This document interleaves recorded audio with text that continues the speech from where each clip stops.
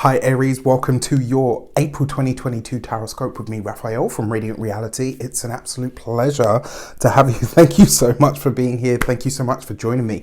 Quick note, these readings are for your sun, moon and ascendant sign. So whether you're a sun, moon or rising sign Aries, this is for you. And I always advise that you watch all three to get a clearer, more complete picture of how they're going to speak to you. With that said, remember they are general readings. Not everything's going to resonate with everybody, and that is just fine.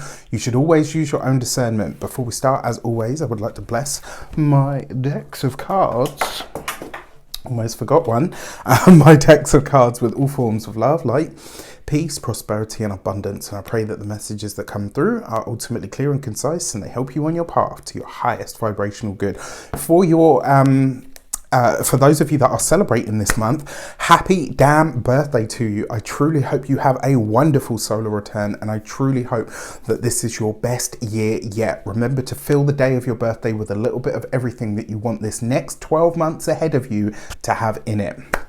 For that, with that said, let's get into what the month of April has in store for you. So for your actions and interactions with the world at large, this month you get the Queen of Cups, right? So in a lot of ways, this is about you nourishing and nurturing yourself, but it's also you taking a softer approach, which, you know, doesn't necessarily mean that you've lost your edge or anything like that. After all, the sun is in your sign. It's highlighting you. It's giving you a fresh perspective and a new outlook on pretty much everything. And not only that, remember the sun is exalted in Aries. He does really, really good work there for everybody. And it is, after all, the birth or the rebirth of the astrological year for all of us. The fact that you've got the Queen of Cups this month, if there is something that you want to create, something that you want to start, or something that you want to bring out into the world, this is a great month to do it because the energy is with you. You have the sun after all. I would personally say use the Aries new moon, right? There is no more powerful new moon for initiating a new project, for starting something new. And what is the Queen of Cups after all, right? This is motherly energy. So if there is something that you want to conceive or something that you want to give birth to, that you want to have the strength or the most powerful initiatory force behind it, that Aries new moon is definitely going to be your friend. It also suggests to me as well that a lot of the actions that you're trying to make, or a lot of the things that you're trying to do or wanting to push forward, are now going to come either in contact with or through women. In some way, shape or form, this could be a powerful month for you to connect to the female or the feminine energies in your life, but also the feminine allies in your life. And they don't always have to be, you know, of the actual female type. We could be talking about effeminate men.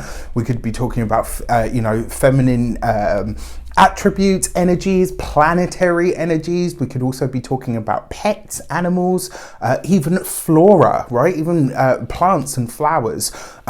You have an entire world at your fingertips, at your disposal, to find different ways that the divine energies of masculine and feminine will manifest into this realm, right? So use it to your advantage.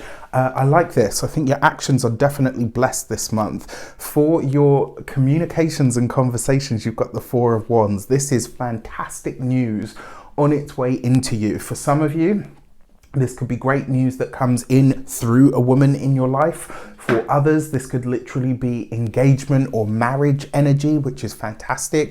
The Four of Wands for me, when it comes to communications, it smooths everything over. This is Venus in Aries after all, right? Which is fantastic.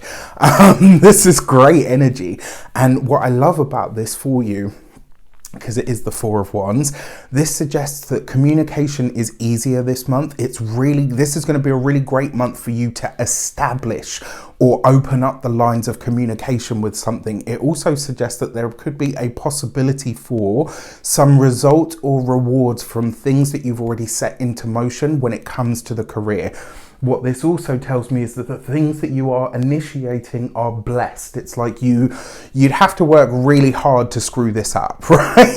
So if you're a little bit clumsy or overboard at times like myself, you'll be glad to hear that. With that said, when it comes to work and that entire sort of professional or academic sphere, This really is a good month for you to get clear on where you stand with everything, and more importantly, to start looking at your longer term plans to get a good understanding of what they are shaping up to be.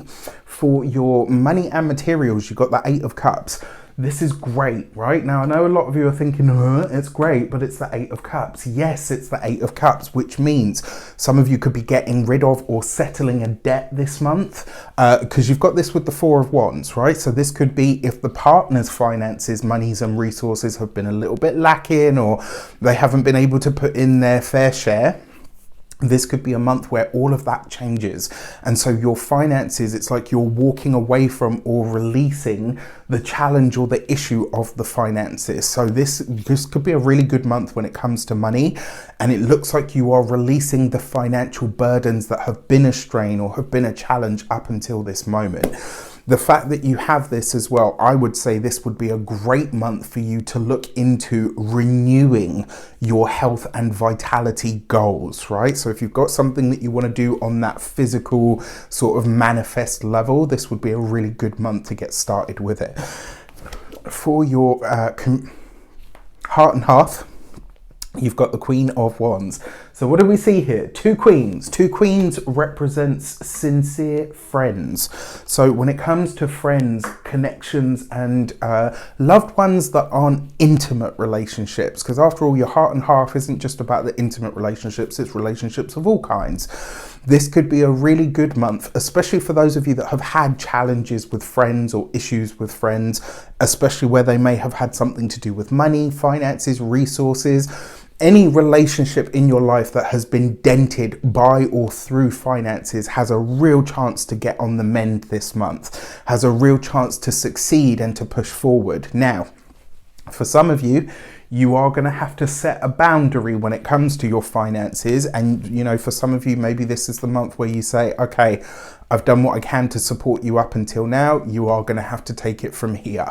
This could also be, unfortunately, I'm, not going to be able to do whatever A, B, and C. Or for some of you, this could literally be, I need you to start stepping up more on that material level. It's definitely a possibility.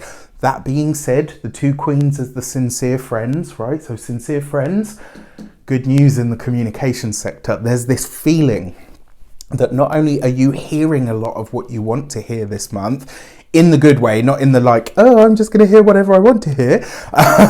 This is like, I don't know, I just feel like this is just really, it's like your communications have eased and you're able to set or lay your boundaries without having to come across as some of the harsher aspects that people talk about when they talk about Aries. Now, for those of you that are single, that Queen of Wands is basically saying, get yourself up, get your glad rags on and get the out there.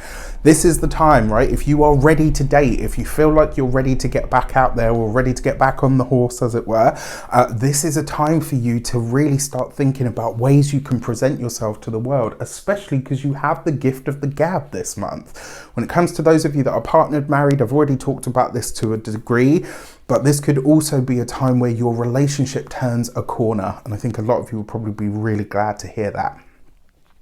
So for your first week of the month, you have the Judgment card, and you've got this underneath the Queen of Cups. So that Queen of Cups could be, doesn't necessarily have to be, but could be a Scorpio woman that may help or assist you in some way, may even give you the challenge that you need to get your plans off the ground. It is the Judgment card, so this suggests that maybe you're jumping into or bumping into people that you have known before, people that you've been connected to before. It could also be, for some of you, that this is old projects that now get a redo, that now get a second look. But for some of you, sorry, I got a sneeze and it's stuck. But for some of you, oh, I hate that. For some of you, this could literally be that you are now ready to go in directions that feel more aligned to you, that feel more self-fulfilling, right? And there is nothing wrong with that. Sometimes self-preservation looks like putting yourself first. And, we're in the season of Aries, so hello. For your second week of the month, we have the Empress card. For those of you that know people that are hoping to conceive, especially people that have been either trying for a long time or have been told that they can't have children. The second week of the month could bring some very welcome and very good news about a pregnancy. This could be really, really wonderful news for those of you that don't want children, aren't at that kind of age or stage of life.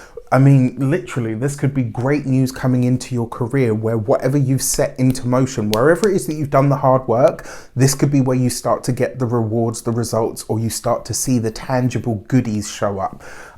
With the Empress card here and the Judgment card, that is the end of a much larger cycle and potentially a challenging cycle for some people, especially when it comes to health matters, challenges, or issues.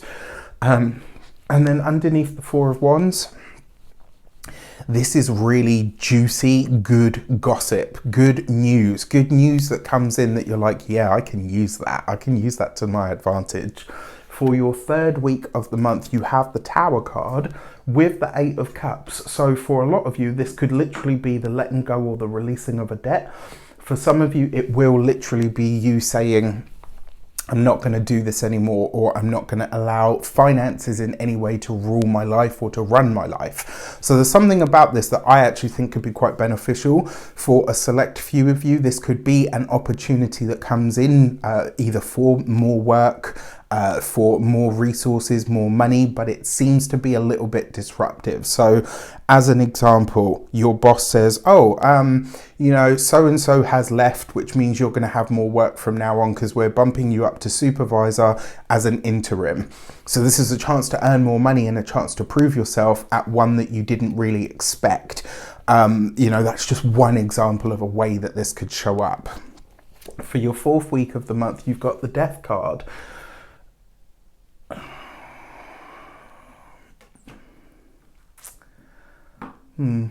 Okay, so I'm really sorry to say this, and we have to call a spade a spade. The Death card coupled with the Tower is can be, doesn't have to be, but it can be. So on a more sort of psycho-spiritual, emotional level, this could literally be a powerful ending of a way that you have seen things previously. This could be a powerful change of mind. It could be a deep transformation that comes up that you're either not expecting or that you don't consciously set into motion, but it could come sort of quickly. For another way that we could read this, because it is the Death card with the Tower, that can literally spell out actual death, and I'm really sorry to say that.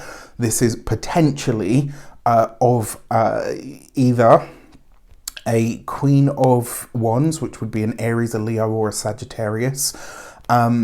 You know, and with the cards that are here, we've got the Queen of Cups, archetypal mother and wife. We've got the Empress, archetypal mother. I touch wood, and I truly hope that I'm wrong on this, but for those of you that have grandparents and parents that are of older generations, this could be, it doesn't have to be, but it could be the death of a mother. And I really hope that I'm wrong on this front, but it is something that I can see, and so therefore I have to speak about. With that, let's get into your moons. On a brighter note, like I said, this could be a really powerful, deep personal transformation, a change of mind, a change of, maybe not scenery, but it could see a powerful change happening on a really deep level that you're just not expecting. And when it comes, it could be like a boom, like, you know, it's like crossing a threshold. Once you cross it, you know there's no going back. For your new moon in Aries, you have the Gate 60 and Limits. The thing that I love about this card is its message really is, with the limitations that you have, don't look at the limitations and say, oh, well, I can't do this. Find a way to work with what you have to get around it. So as an example, when you see a three-legged dog, when you see, I don't know, you know, people that have had like amputees doing backflips, or like they know their limitations. They're not going away, but they found a way to work beyond them to still get to their optimal. That new moon in Aries, this is all about you. This is all about you becoming who you're going to be for the next 12 months onwards, and certainly for the next 6 months. So from now, from the 1st of April right through to, I think it's in October this year, the Aries full moon. Right, so you from now until that Aries full moon, that's one much larger cycle that you can tap into. So whatever you're initiating or setting forward here at this 1st of April new moon in Aries, you're likely to be seeing the results and the rewards for it around that time at the latter part of this year. For your full moon, you have the gate 14 and luck. All right, so look at this. And you know what I find really interesting? Look at the motif of the tree, right? The roots blend into the branches, blend into the top, blend into the trunk. It's circular, cyclic. Look at the full moon energy with the yin yang in the koi carp. Very, very powerful. And what I will say to you is this full moon, this is going to be a full moon in... come on, brain. Leo. No, it's not a full moon in Leo. It's a full moon in Libra. Sorry.